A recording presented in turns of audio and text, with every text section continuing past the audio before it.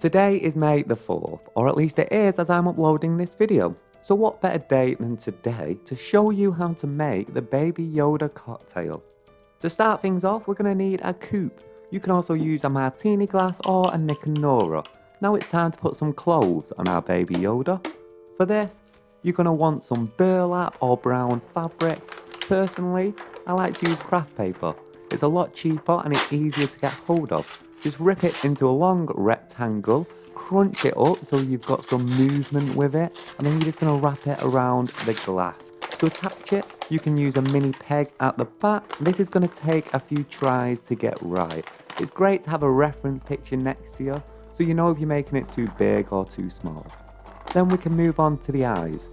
For the eyes, we want some crisp blueberries, and we're going to spear those onto a cocktail stick. Top tip, make sure you get 2 blueberries that are the same size so our Baby Yoda does not have wonky eyes.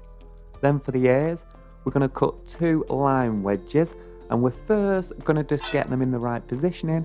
Once we're there, we're going to cut up with a knife so they can slot on the side of the glass. Now this might take a few tries to get right, do not get frustrated. You might have to go through a few limes. Just keep trying it and looking at it from a distance to make sure you get it right.